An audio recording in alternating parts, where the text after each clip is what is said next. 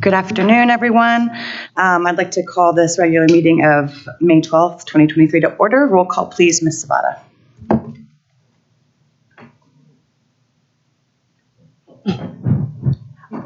Hello? Yeah, okay. Okay. I'm so sorry. You caught me off guard. I was just setting up the meeting. Okay. Ms. Miller? Here. Ms. Parker? Here. Ms. Reed? Here. Ms. Schooley? Here. Dr. Varda? All right, great. I'd also like to thank our live simultaneous Spanish interpreters for joining us this afternoon, and we live stream our meetings. You can find that link from our district website. Is there a motion to approve this afternoon's meeting agenda? I move to approve the agenda for the special meeting of May 12th, 2023 as presented. Is there a second? Second. Any discussion? All right, it has been moved and seconded to approve the agenda for the special meeting of May 12th, 2023 as presented. Roll call, please, Ms. Sabata. Ms. Miller? Yes. Ms. Parker? Yes. Ms. Reed? Yes. Ms. Schooley? Yes. Dr. Varda? All right, the agenda is approved. All right, so we will move on for our study session. Our first agenda item this afternoon, the board is holding a statutorily required community meeting regarding the charter applications of the Alexandria School of Innovation and John Dewey, I'll get there, Institute, each of which has applied to operate charter schools at 2 locations in Jeffco. For the first 30 minutes, the applicant will present regarding their proposed schools, and the board will have time for questions. At the close of the presentation, we will have public comment from the community. This agenda item will be briefly introduced by Ms. Kristen Edgar, who's filling in for Ms. Tollison, who's unable to join us this afternoon. Welcome to you, Ms. Edgar. It's good to see you again. Before I hand this over to Ms. Edgar, Superintendent Dorland, is there anything you would like to add? All right, over to you. Thank you so much, President Schooley. So I think you did a great job for our listening public and for our applicant of introducing what this process is. Again, if a charter school would like to be an authorized public school of the district, they submit an application and go through an application process. As part of that, the application is reviewed, and then there is this opportunity for a public hearing on the applications. In this case, again, we have 2 at which the applicant can produce and present on the applications that have been submitted to the board, and then it's also a time for public comment and engagement. So with that, I would like to turn it over to the applicant, if that's okay with the board, and you may get started with your presentation. Let's see, sorry, I just want to make sure their green light is on there so we can hear you. So thank you very much, and it's a pleasure to be here. It's a real honor, and I just greatly appreciate the opportunity to present our schools. So I'm Judy Brandberg, and just a little background about myself is my husband and I founded the STEM school in Highlands Ranch in 2009, and then we launched it with, it was the largest public charter school ever to open in Douglas County or in the state of Colorado with 478 students. And great things happened, and we ended up leaving there. And then I submitted charters to Jeffco in 2014, 17, 18, and 19. And I also submitted to Jeffco in 2014. And my brother-in-law taught here at Denison for almost 39 years. He went to Ivor Elementary, and yes, so we love Jeffco. So we presented 2 schools, or actually 4 schools, at Leiden Rock and Red Rocks Ranch. First, I have to commend you for your awesome campaign called Jeffco Thrives. I love that. I love the word extraordinary. So Jeffco Thrives 2025 is the strategic plan for Jeffco Public Schools, and it's built on an opportunity to move our district from good to great to extraordinary. That's awesome. Alexandria School of Innovation and John Dewey Institute will provide 4 innovative, extraordinary schools currently not offered in Jeffco, 2 for STEM-based schools and 2 for students on the autism spectrum, which will move the district from good to great to extraordinary. So each campus will highlight a unique STEM cognate area. The first school will be Red Rocks Ranch. I just drove by that. I saw the new houses, and you're probably asking me how I even came up with this idea. So I'll tell you how this happened. We submitted 8 charters to Jeffco And on February 1st, I got up real early that morning and I just decided I would peruse the Jeffco Choice website, and it said, and I thought the deadline was in August to submit charters because that's what it was in 2014. And I just happened to look at the website and it said, by 4 o'clock on February 1st is the deadline to submit your letters of intent. So I quickly wrote 4 letters, and here we are today. So the first one is, and then I looked in your master capital plan, and I noticed there were 2 areas where you have planned to build public schools, neighborhood schools, and that was Red Rocks Ranch and also Leiden Rock. So I did some investigative work, and I met with the city planner at the city of Arvada and found out a little bit about Leiden Rock. I spoke to their attorney, and they all told me they don't have any jurisdiction. It all comes back to the Jeffco board. So you guys are it. And then I stopped at the city of Lakewood and found out that it was Red Rocks Ranch, and again, they told me the same thing. It's all, the land has to be conveyed to Jeffco. So we're at your mercy, and thank you very much for giving me this opportunity.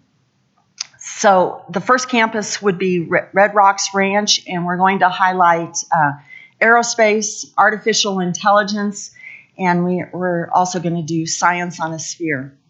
I got my master's in science teaching from the University of Colorado in Colorado Springs and took a lot of classes at the Space Foundation, and they had a science on a sphere, and that's kind of the vision that I have for that school is a mini Space Foundation. Has anybody been to that? It's a real cool place in Colorado Springs, kind of affiliated with the University of Colorado Springs. And then embedded inside of the Red Rocks campus will be a school for kids on the autism spectrum, and we'll talk about that in a little while. So the Red Rocks Ranch, here we are, aerospace, artificial intelligence, aviation, science on a sphere. And then Leiden Rock, because it's close to the Colorado School of Mines, it also has a lot of wind up there. We're going to emphasize solar, wind, renewable, and oil and gas, non-renewable energy. And that is all subject to change. If parents come up with a better idea, we're flexible and we can do that as well. So the mission statement of Alexandria is Alexandria School of Innovation will provide an innovative, creative, content-rich, research-based, integrated, and non-discriminatory, diverse, equitable, and inclusive educational system of high standards to engage all students in an academically rigorous core curriculum, promoting a strong foundation in the sciences, technologies, engineering, entrepreneurship, education, and math, built on respect, integrity, servant leadership, excellence, and kindness, to nurture student character and to create entrepreneurial endeavors so that all students are ready for college, career, and civic participation. So this has been our vision since really 2007 when we first started the STEM school. I checked all over the nation for kind of a model school, and we found the Thomas Jefferson High School of Science and Technology in Fairfax County, Virginia. And my husband and I went out there. And what was unique about their school was, of course, they had the highest test scores, some of the highest test scores in the nation, but they had these research labs, which were driven by business and industry together with a higher education partner. And I don't even think they had a higher education partner. That was kind of my idea. And so that has been what differentiates our school from any other school. And I know that kind of STEM was the buzzword in 2009, and now everybody's doing STEM. And I want to commend Jeffco. You're doing a great job. During our capacity interview, the gal from Warren Tech explained to me how great your 3 campuses were, and I know that. You've done awesome. So we don't want to replace Warren Tech, but we do want to be a STEM-based school. So our idea, actually, when we when we designed the STEM school was to have 4 different academies: the Academy of Science, the Academy of Technology, the Academy of Engineering, and then Math and Business. So this gives you an idea of what we're looking at: a geoscience and mining lab, energy and the environment, biomedical, meteorology and science center, horticulture, and then technology, cybersecurity and software engineering, filmmaking, automotive tech, and then engineering, advanced manufacturing, aviation, aerospace, automation, robotics, and artificial intelligence. And then math and science, Khan Academy, which I think is great. I have a friend who's an actuary, and he's volunteered to help me with that. Entrepreneurial and business, and then a fine arts and music studio. So this slide was actually in our PowerPoint presentation in 2014, and it really hasn't changed. So the guy at the top is actually my brother, and he retired from the Air Force as a major, and he was a navigator on the B-52s and the C-141, and he retired then as a teacher at the Air Force Academy. And the reason why this is so important is when he was in high school and I grew up in a little community called Windsor, which now is a growing metropolis. But at the time, my brother took community college classes at Ames in the afternoon, which was kind of unique at the time. And he got his pilot's license when he was in high school. And I'm sure that's the reason why he became an officer in the Air Force. So I strongly believe in as many career and tech classes as you can offer to kids, and giving them all these opportunities while in high school. And then we offered, after we left the STEM school, we offered several classes at Independence Aviation. We did the Young Eagles thing, and we also had a partnership with Metro State, which has one of the few aviation and aerospace science programs. So, and then we wrote a grant for with the Wolf Aviation Fund. And I'm a good grant writer, and I have a specialty in going after money and partnerships. Okay, then this is our second school, the John Dewey Institute, and it's for kids on the autism spectrum. And I'll tell you a little bit about how that started, and then I'll give you the mission statement. So John Dewey Institute was founded by a Douglas County parent. His name was, he's still alive, he's in his 70s, Dr. John Evans, who was on the State Board of Education. He also is an attorney. He was Senate Majority Leader in our Senate. And Dr. Evans has a son on the autism spectrum. And when he was in Douglas County, and I was told by Jeffco at the capacity interview that this would not happen at Jeffco, but I'll tell you what happened at Dougco. Dougco refused to give his son a high school diploma for his coursework, and he was told that he would only get an asterisk beside his report card for participation.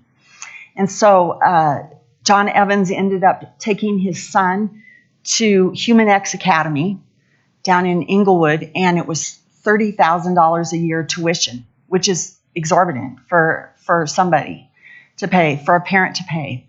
So he said, Judy, will you come alongside me and help me write the charter for kids on the autism spectrum? And so that's how this all started. This is his brainchild, and the whole purpose was to give students on the autism spectrum opportunities with career in tech, and also the opportunity to get a high school diploma. So the mission statement, let's go back to that.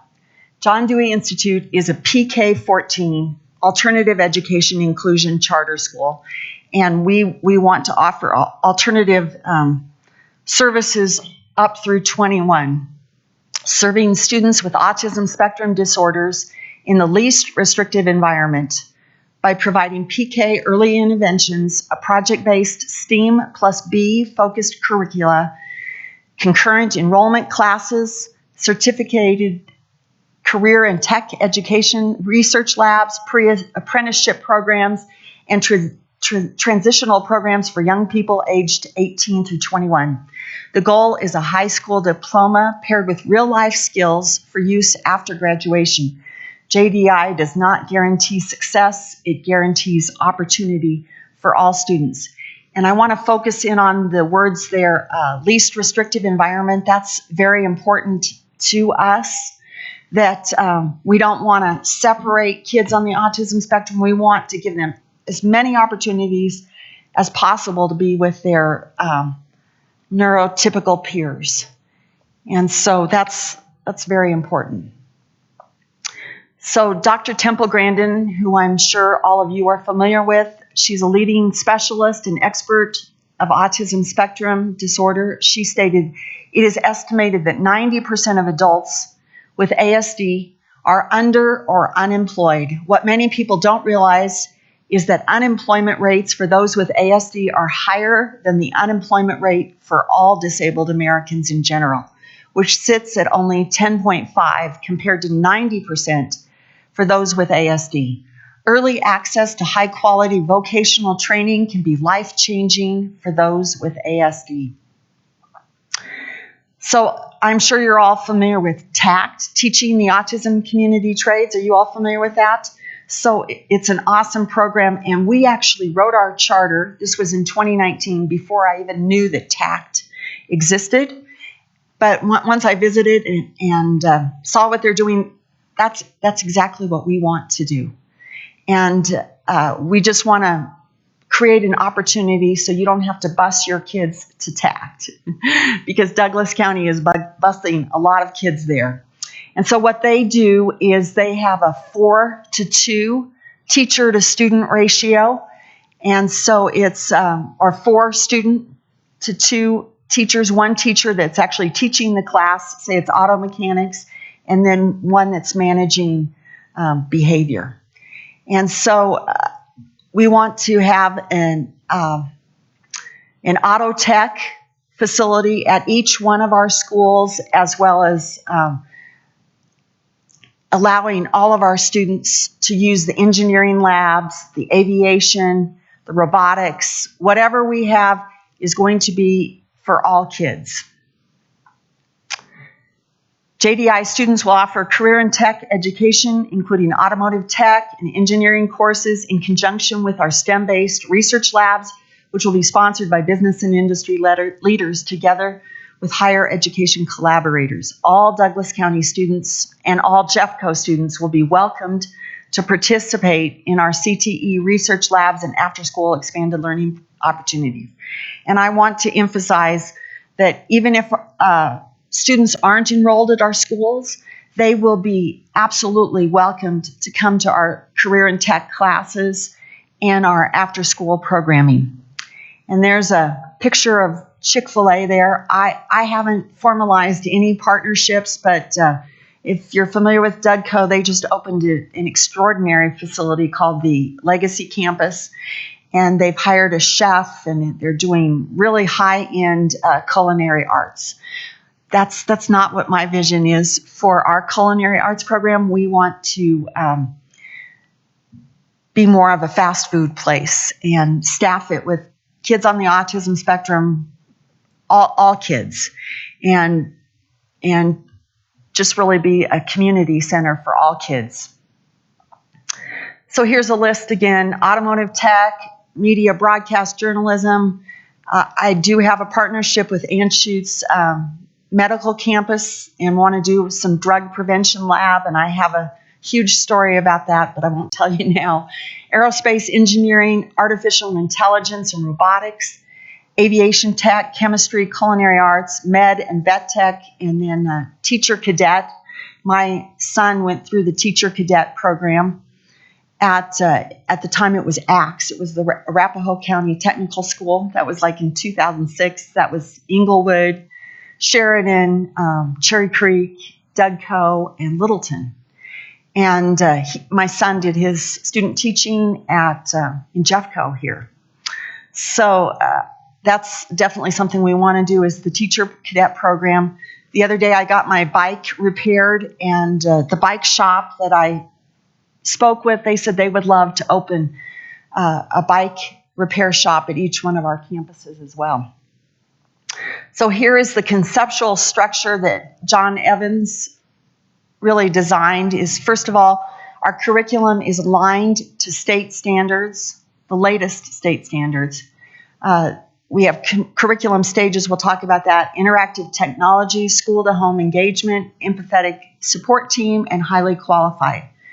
So first of all curricula is aligned to state standards, and this was John Evans' brainchild.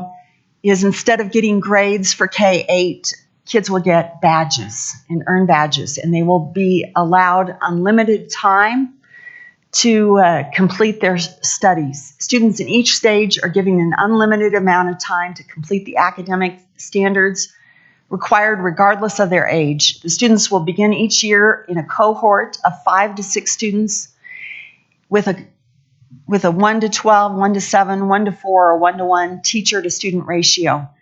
And someone asked me where I got those numbers. Well, I did visit a great school here that just opened, Prospect Academy, and that those were the ratios that they are using. Students work at a pace stimulated by a paraprofessional under the direction of a highly qualified trained teachers, and they receive badges. So grades 9 through 12, or 9 through 14, the 4th through 6th levels, and that's following the British education model. Grades 9 through 14 are assessed in a grading system as in any normal high school. All students will be awarded a high school diploma. In some of the upper levels, students will receive college credit through concurrent enrollment, which allows them to receive college credit in stages 13 and 14. They are given the option to take pre-apprenticeship program or participate in career and tech classes. Then interactive technology, school-to-home engagement, which is very important that we partner with parents.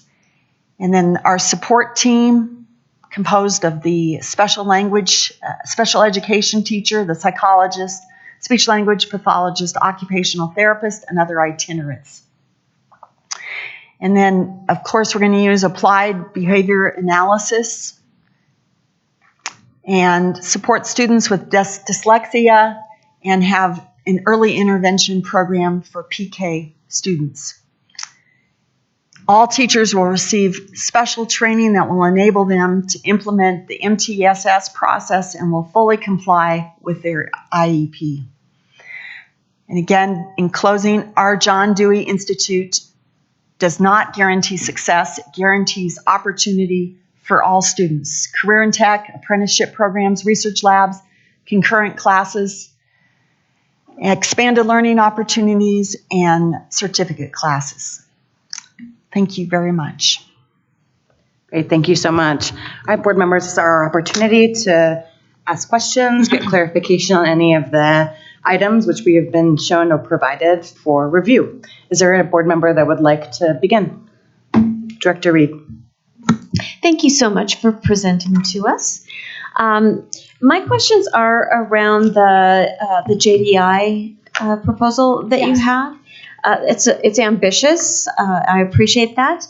And I'm wondering if, for one thing, have you had a chance to assess how many students on the autism spectrum disorder are looking for alternative placement here in Jeffco? So the latest CDC numbers that were posted on the website when I presented in March were 1 in 44. The latest statistics that I saw just a couple weeks ago, they've gone down to 1 in 36. So I don't have those statistics in front of me, but they were in our application. So that's how many students we have who are on the spectrum. Right. Do we know how many of them are looking for alternative placement? I don't know.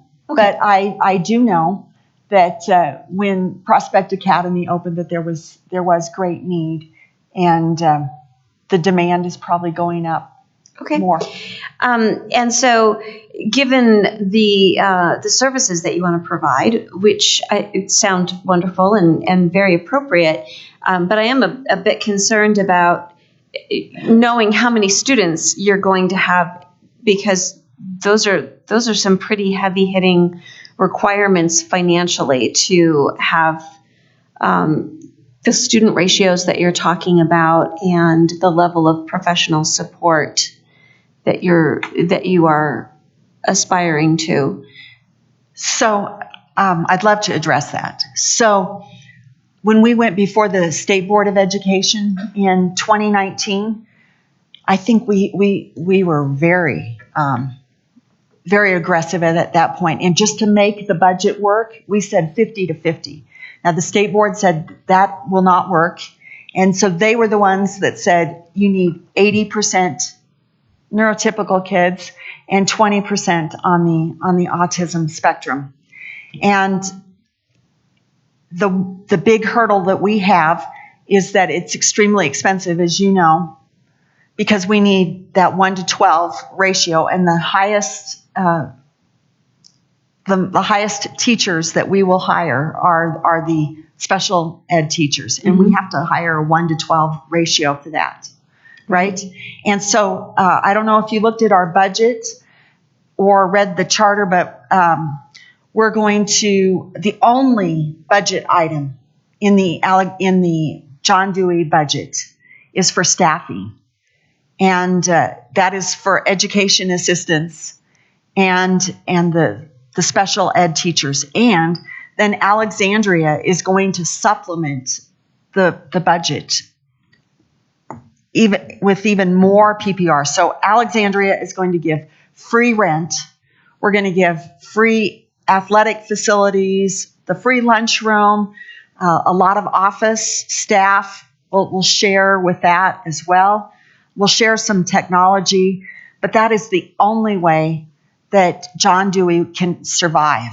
John Dewey can't survive by itself unless it's embedded inside of another school. Okay. All right. Thank you. Other questions, board members? Director Varda. Sure. Thank you for the presentation. I wondered, the GDI curriculum, JDI, sorry, is it evidence-based? Do you have anything that shows it's effective? So John Evans wrote this curriculum. He also wrote the same curriculum, I believe, for the military academy in Colorado Springs. I forget what the name of it is, but it's basically just following Colorado academic standards. Is there any research on it that shows that it's effective? Well, I guess you could say it's effective because it's being used at another charter school in Colorado Springs. And yes, do we know the outcomes of that? I'm wondering if it's been tested. If it's been tested. Well, Colorado academic standards have been tested. Yes. That's something I would look for in a really alternative approach is that it is evidence-based, that there's some evidence that it leads to good outcomes. Right. And when we wrote the charter, we actually just copied what HumanX was doing. So I don't know if you've read our charter. We have graphs and charts with a British education model, these levels, and that's basically what we're going to follow. So I guess you could say if it's evidence-based, what they did at HumanX is what we're going to do with our school. If you have any of that to share with us later, that would be helpful. Okay. It's the same standard we would hold our schools to in adopting, and we struggle with sometimes that some of the things that we want to adopt don't have a strong evidence base as well. Yeah. But we hope they do. And when you're talking about partnerships, are these folks that you know and have talked to, or are these people who have agreed to contribute resources? Do you have any kind of MOUs, or, how do we know that these can be translated into implementation? So in our 2018 charter that we submitted, I had over 50 letters of support, and I think I included them in this charter as well. And so I'll just tell you, I have been super, super busy. I haven't had time to get to the partnerships, but it won't take me long to to warm those up. And I can tell you that every year I had letters of support and businesses that were ready to go that did write partnership letters. And it was like crying wolf because every year they got excited and every year we were denied. And so this year we said, we're going for the elephant in the room. We're going to go immediately first as to the reason why we were denied. And so I know it's painful to mention, and I hate to do it, but we've had to expose the scandal, the STEMgate scandal. And I know maybe you don't want to hear that. No, if I can get back to the partnership question, what I'm curious about and what I would like to see probably going forward is, because a partnership letter of support is different than saying I'd be willing to put forward my own resources. And so a concern I have is that a lot of the work that you propose is very expensive. And so it would rely on partnerships probably where those partners were willing to give resources. And when that actually is the request, that changes things, right? Like that's really hard. And I'm not sure that I've seen evidence that there's commitments to actually resource contribution, because often they'll want to know what they get in exchange. Okay, so I can tell you this right now. When we opened the STEM school, that first year, I had nothing to do with the school. I did the after-school program, our expanded learning opportunities. And during that first year, I wrote grants and got partnerships for $468,000. And you can look at we left too soon before they did the audit. We were scheduled to do that, but you can look at that. And for instance, and then we got thousands and thousands, I'd say hundreds of thousands of dollars of in-kind donations. For instance, we got all the floors, polished concrete, donated. And that is a partnership that still stands. That business is willing to do that again for me. And IBM donated a lot of the furniture. They didn't want any accolades. They didn't want us to use their name. Lockheed Martin donated a lot of the software and the hardware. We just had parents come out of the woodwork to help. And that is probably that is my greatest strength, is being able to beg for money and being able to write grants. And so that is not going to be an issue. I can produce those very quickly. But it's like the chicken and the egg. We really need the charter approval to come first before we can actually get those letters of support and partnership letters. But for instance, I got my degree in project management, and my mentor works at a $1 billion aerospace company. He lives here in Jeffco. I saw he just read my email, and he has told me for years that he would do a robotics lab, and he's extraordinary. So, and then I have connections to aerospace companies, and I'm ready to go. I just need your approval. Director Parker. Thank you for the presentation. I did read the application, and tell me if I'm understanding this right. The funding for all these schools, the four schools, depends on the outcome of litigation that's going on. Am I correct in that? Yes. And so on Wednesday, we filed an appeal to the U.S. Supreme Court for our case that actually started in 2019. In 2019, we put in the John Dewey Institute Charter, and Dougco didn't follow a lot of statutory procedural requirements. And so we appealed to the Colorado State Board of Education. At the time, that's where Julie Tollison was. And so she's very familiar with this. Both in 2018 and 2019, we appealed. And instead of stopping there, because I put in charters 2014, both to Dougco and Jeffco, and then I put in charters in 17, 18, and 19, and I went to the state board in 18 and 19 and was denied. I said, we are not stopping in 2019. We are going to keep going. And the state, Colorado revised statute says the state board is final. That's what it says. It is final. Whatever they say, it is final. But if you actually read that, it shows there's 2 appeals. And the first appeal is not final. It doesn't say anything about that. That finality language is not there. And I'm not an attorney, and but I've had to write a lot of briefs recently. And so, based on the fact that there was not finality language, we went ahead and went to district court. And in February of 26th of 2020, right before COVID broke out, district court ruled, and they said they agreed. They said this is final. And I said, well, I'm not taking no for an answer. So we hired an appeals attorney and went to the Colorado Court of Appeals. We're the first charter that has ever done that.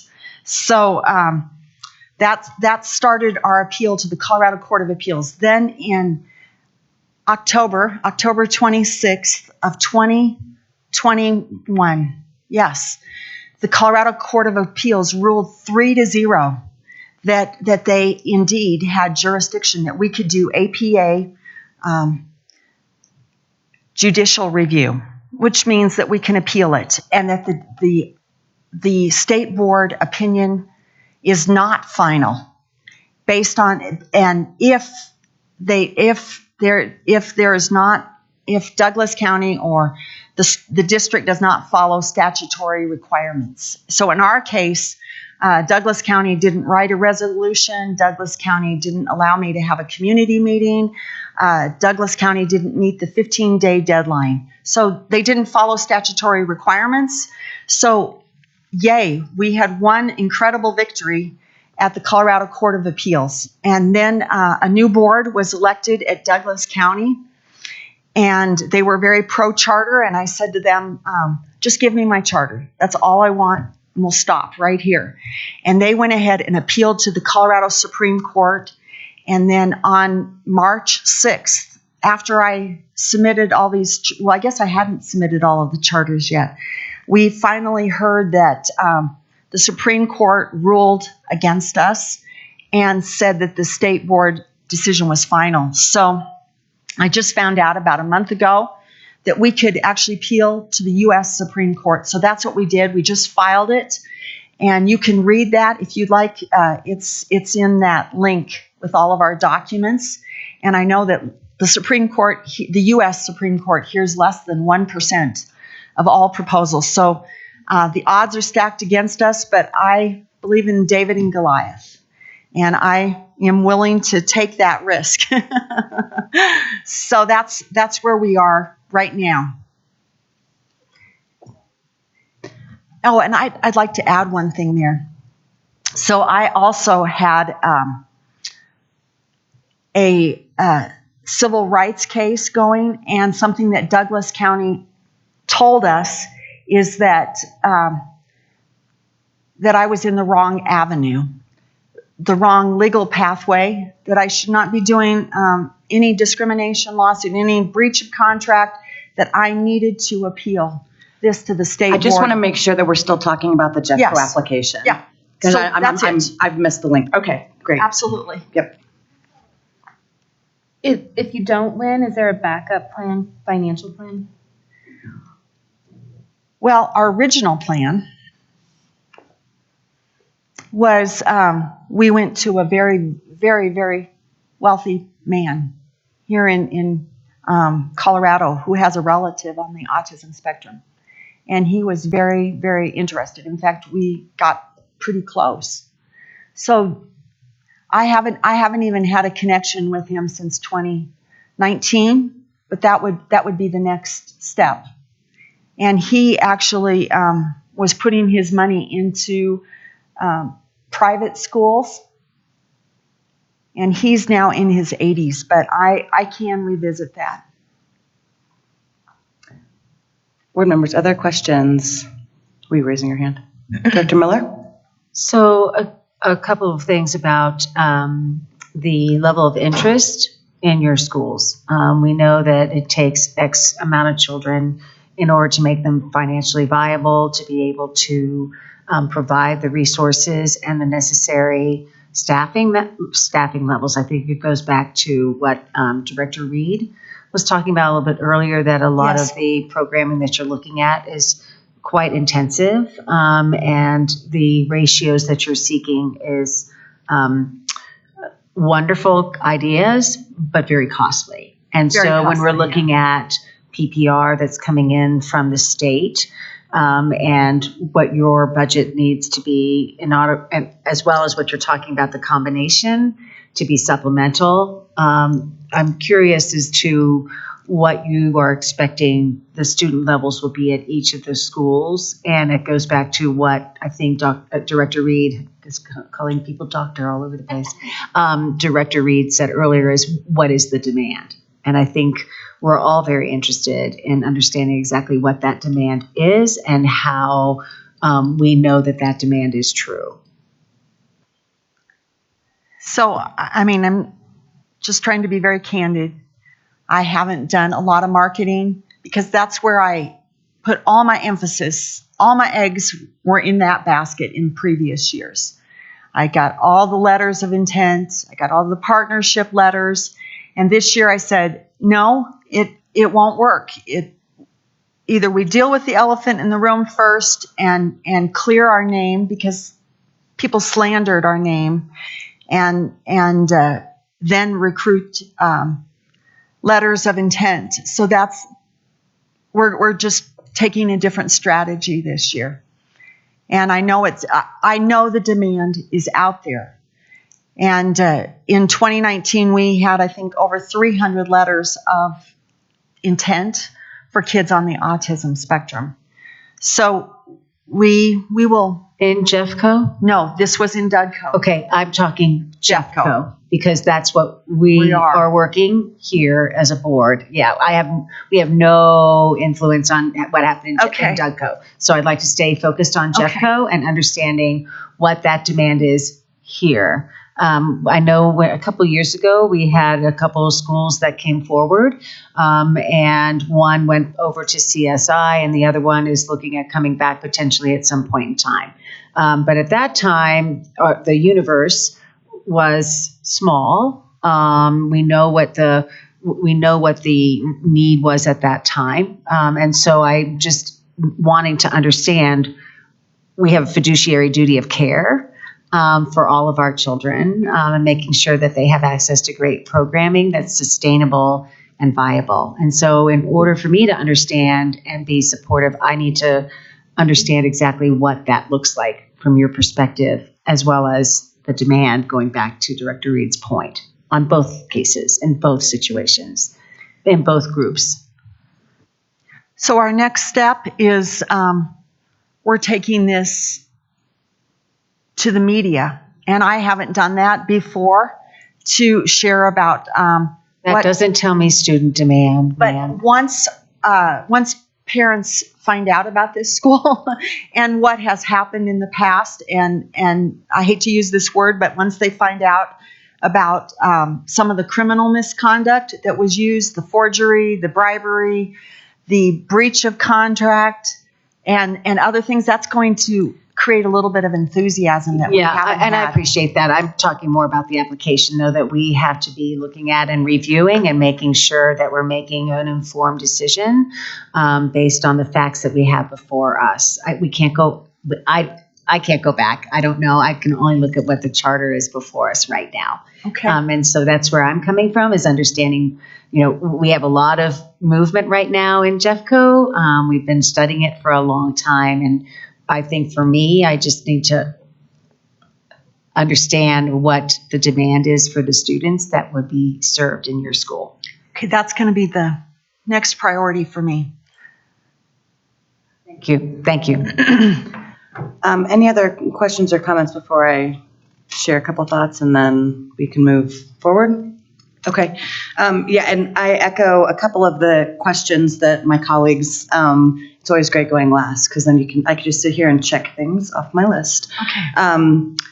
I too am interested in some of the sort of funding sustainability around these program models, which you clearly have done lots of research on and are very passionate about, and I appreciate that Thank you. passion because it comes through loud and clear. There are costs associated with all of these things, and then our job obviously is to look at that in terms of what's in the best interest of kids and can be sustained for their well-being and their future benefit. So I have questions about, and my colleagues have already gone through those.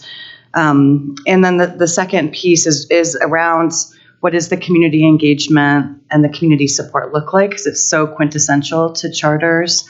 That base of parent and community support is really foundational. And I understand and have heard your response to that, so I'm not re-asking, but I'm just trying to share so that you've heard from all five of us that it is concerning to me that we don't have a more robust example of how this funding or this school model is currently supported by current Jeffco families that could be served. So with that, I don't know, Ms. Edgar, if there's anything else that you need from sort of procedurally speaking. Procedurally, there's not. If the board is done asking questions and gathering additional information, we can move to the public comment portion of this. Okay, great. So I'll just read through a couple of things here, but now is the time for community to share their thoughts with the board. This afternoon's meeting was noticed as a public hearing in connection with the charter applications submitted to the district. And this is that opportunity for community members to be able to weigh in their support. And is also designed to allow us, the Board of Education, to obtain information to assist in our decision-making regarding the application contents as prescribed by CRS 22-30.5-106 and 22-30.5-107, subsection 2. There is a 3-minute time limit. And so we will have, Drew's really quick. It is already up there. So you have your 3 minutes and you may begin whenever you'd like.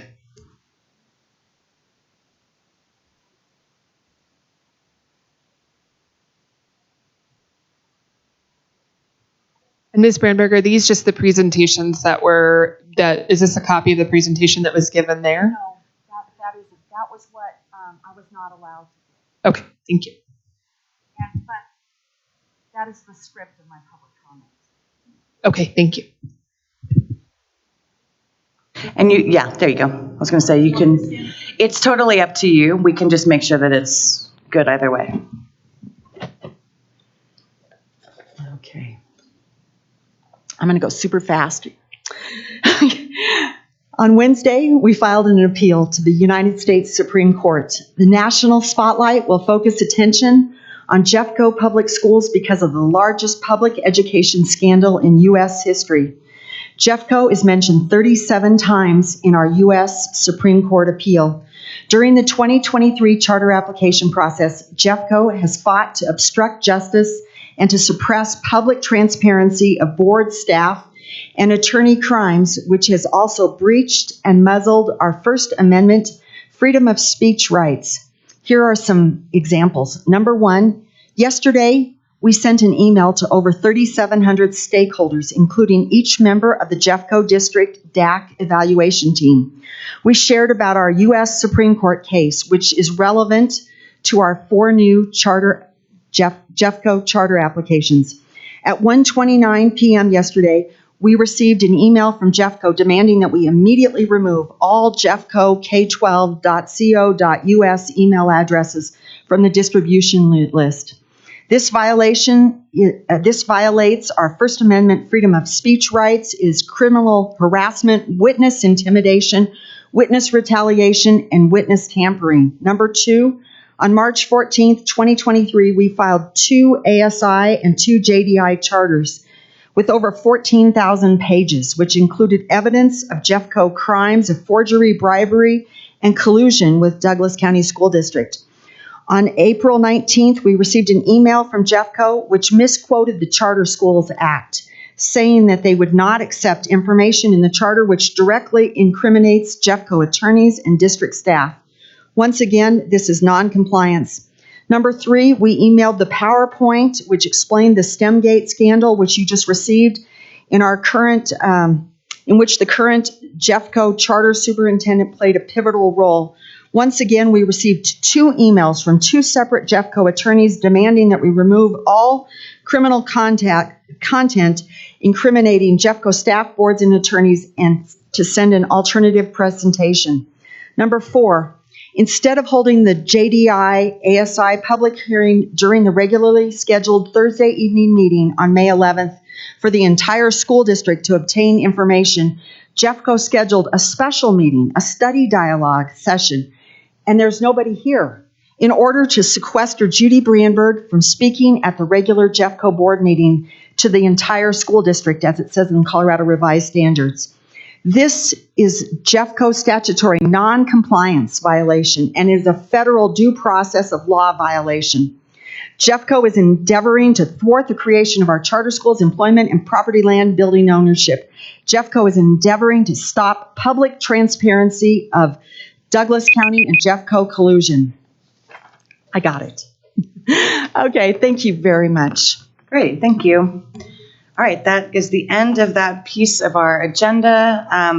As a reminder to the board, I'm just making sure. Yep, we're going to move on. As a reminder to the board, in preparation for our collective mid-year self-assessment, nice delivery,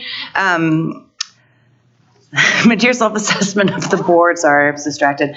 Today, Friday, May 12th, each board member was requested to complete a comprehensive self-assessment form in order to engage in meaningful dialogue around how we are as an effective board governing Jeffco Public Schools. So per policy GP02, the board governs with an emphasis on organizational vision rather than on interpersonal issues of the board, encourages diversity in viewpoints, focuses on strategic leadership rather than administrative detail, observes clear distinction between board and superintendent roles, makes collective rather than individual decisions, and governs proactively rather than reactively. So we're going to spend some time and go through the self-assessment, highlighting some of the areas where there seem to be some consensus around strengths and some areas where we may want to dig into opportunities for us to perform as best we can as highly effective team members. Before I dig into the discussion, Superintendent Drone, is there anything you would like to add? And my apologies for that abrupt transition. That's okay, no problem at all. No, I mean, I've said to you guys so many times how appreciative I am of your individual leadership and then your leadership as a board. I will also just say maybe one thing and then let you guys have your own conversation. I very much appreciate not only your advocacy for Jeffco, but I also appreciate when you push back and you give us alternate thinking and different ways of approaching various issues. You make us work hard in ways that I think make the work better for our students and our staff. So I with that, just want to say that to you guys and let you move on. Great. So I'll just do a little, go ahead. No one will hear over the microphone. You're totally fine. Don't zoom in on Ms. Miller, please.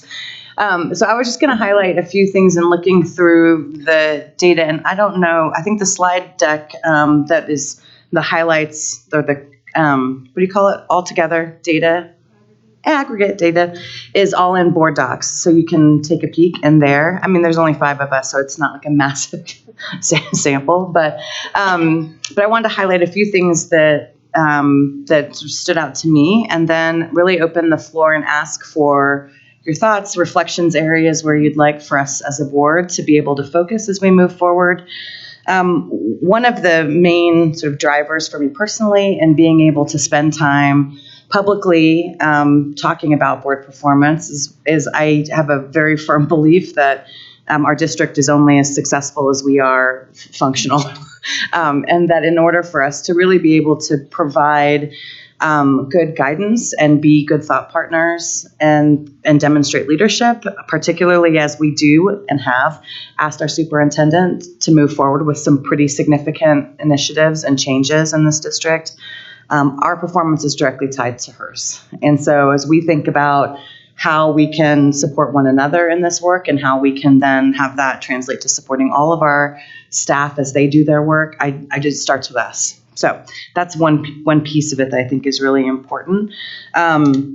And that I really want to make explicit and be thoughtful around what are the conditions for success for our board. And as this board moves forward in whatever iterations it will move forward in, to establish a sort of routine and process of being able to engage in reflection so that we can maximize what we do and that we're doing it well. Or at least if we're not doing it well, be thoughtful about it. So with that, there were several areas that seemed to rise to the top in terms of our general agreement around where we're doing well. So I'm going to start with that.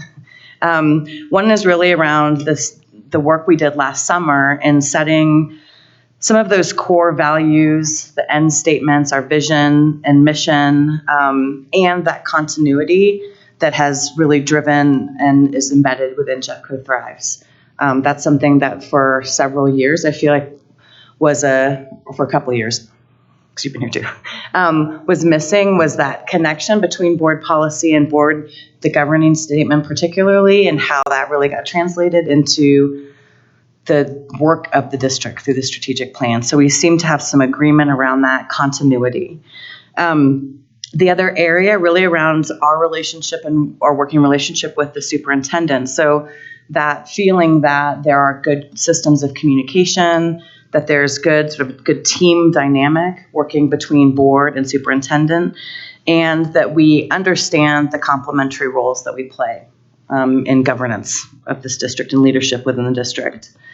And then the last one I'll elevate is around respect for one another, that there was a very high agreement level around the fact that we can advocate for issues respectfully, even if we don't agree, that we lean into difficult conversations, which for better or worse, we've really had to over the past year and a half, and that we listen to one another. Again, it's not necessarily with the goal of agreeing, but that we provide each other the collegial respect to listen to one another, which I think is critically important.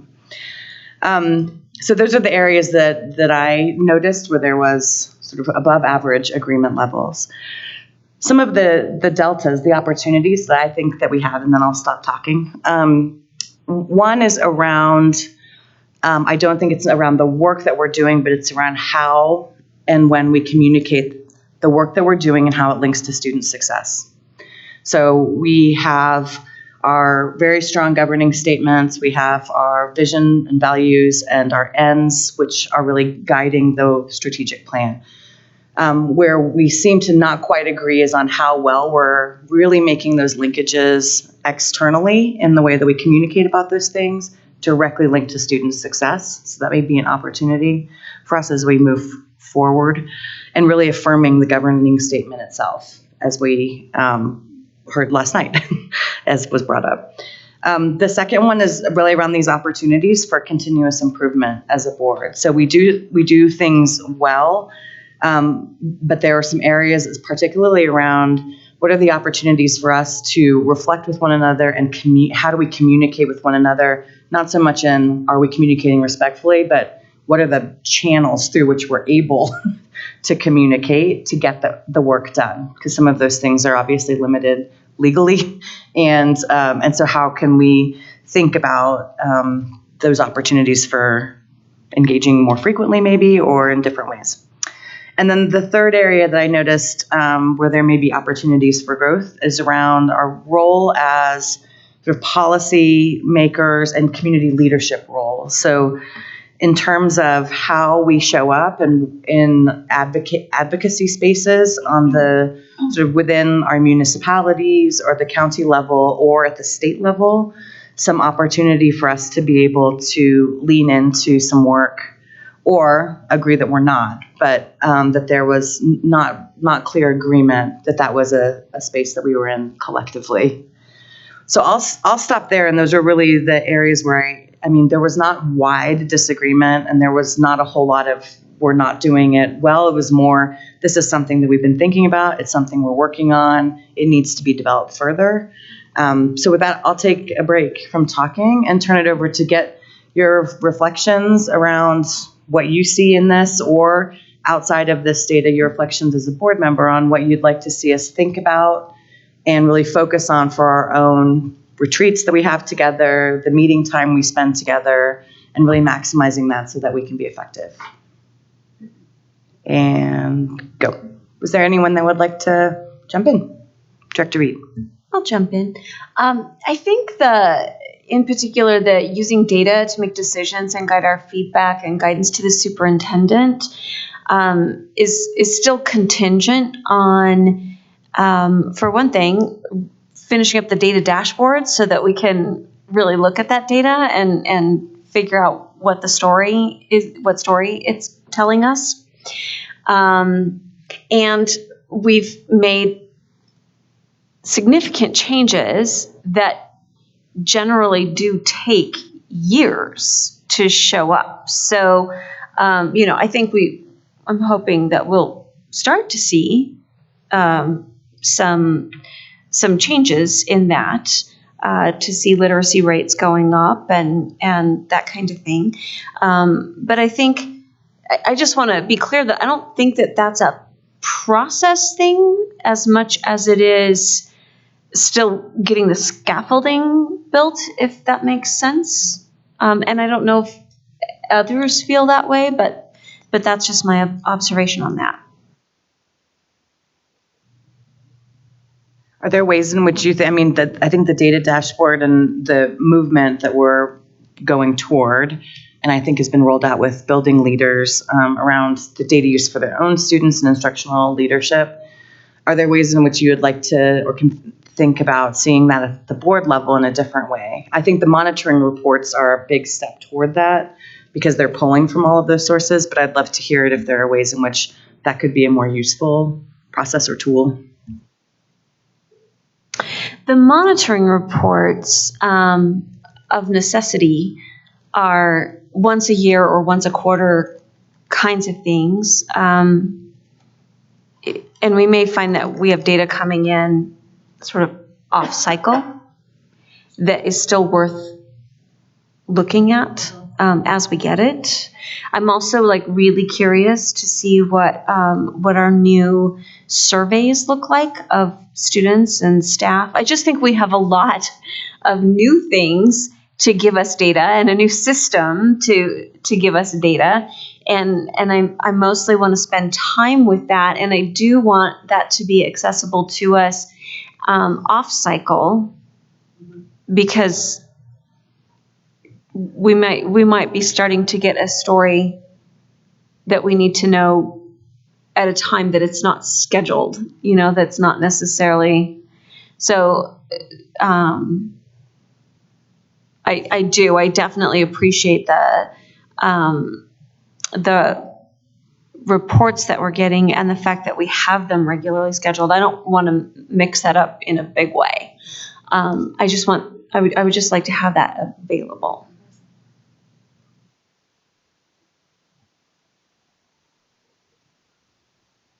To be about data, it can be about whatever you want. Yeah, Director Barker. I'd first like to say that I was really excited I didn't have to say don't know to any of them this time. And last time, I was like, I don't know. So that was very helpful. But one of the ideas or places that I see that we had quite a disparity, I guess, in our perception was the policies and practices in place to encourage families and community members to be active partners.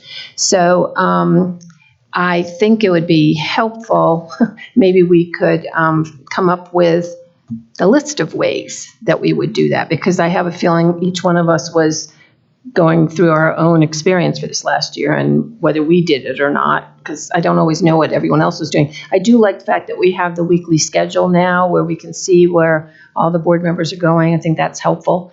But anyway, that's an area that looks to me like we could have something visible to check against. And as an aside, there is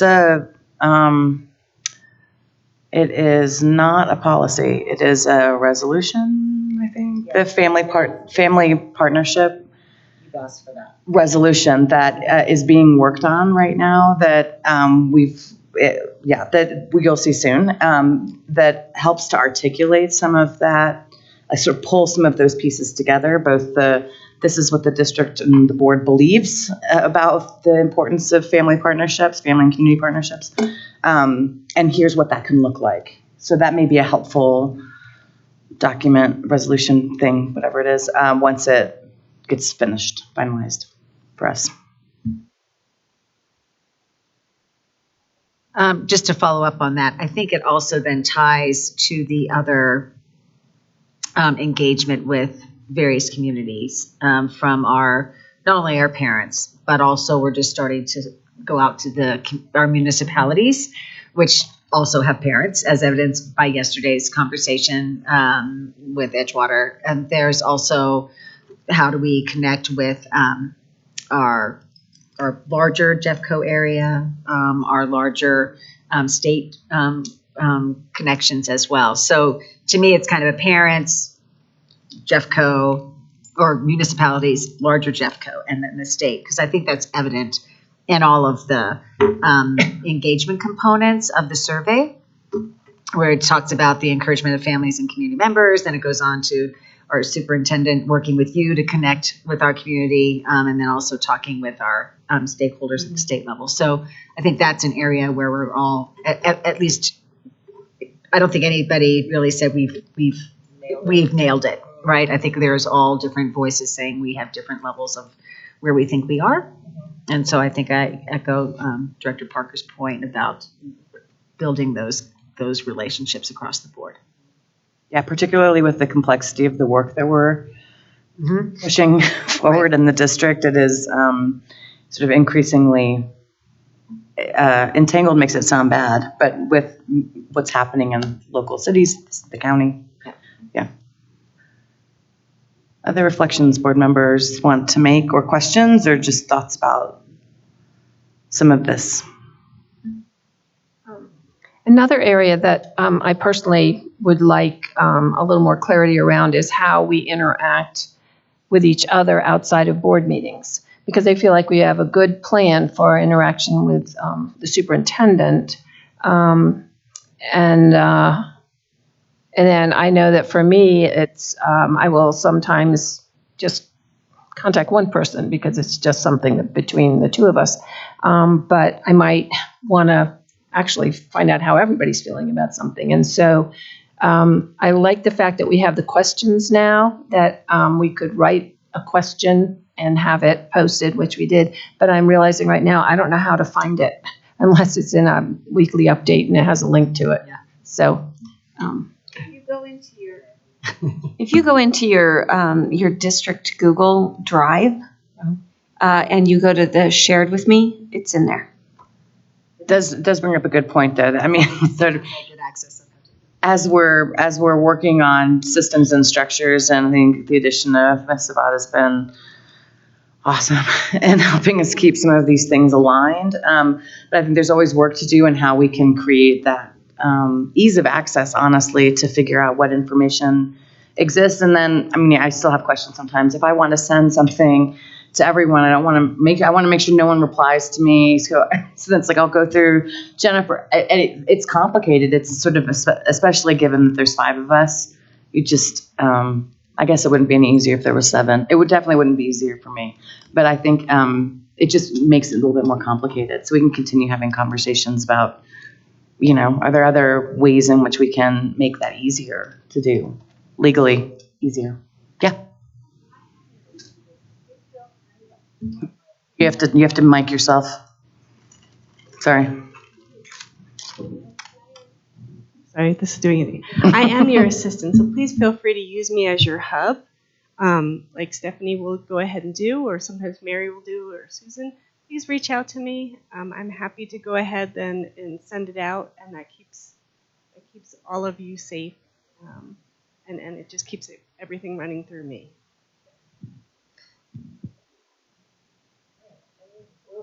Turn on. Oh. Any other, and we'll revisit. I mean, the goal is to be able to sort of check back in and see how we're doing, and then really integrate some of these areas where we may want to dig in a little bit more into things like our retreats together, and being able to kind of brainstorm what would make our work more effective and better in support of the superintendent and district. Any other final thoughts and comments? Nope. Everyone looks like they want to submit. Yep. I just want to say I think we do a really good job. I feel like when we come to our meetings, I know what to expect. And if there's a last minute change, I know about it. I'm never surprised in the middle of a meeting, which I know doesn't happen in every district. So anyway, I just want to say that's good. Yes. All right, wonderful. All right, well then we will be done with that section, and we'll have some follow-up on it as we move forward. So moving into our next section of the agenda, is there a motion? I'm saying it really slowly. Oh, no, you're ready to go. Is there a motion for the Board of Education to convene an executive session? Yes, and it's right here. Mm. I move to convene an executive session under CRS 24-6-4024B to receive legal advice regarding advisory committee structures and CRS 24-6-2044FI to discuss a personnel matter, specifically the superintendent evaluation. Is there a second? Second. Any further discussion? Okay, it has been moved and seconded that the Board of Education will convene into executive session. Roll call, please, Ms. Zavada. Ms. Miller? Yes. Ms. Parker? Yes. Ms. Reed? Yes. Ms. Cooley? Yes. Dr. Barta? Yes. All right, the board will now convene in an executive session, which is closed to the general public.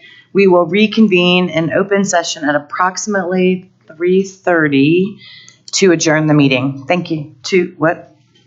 Yep. Thank you.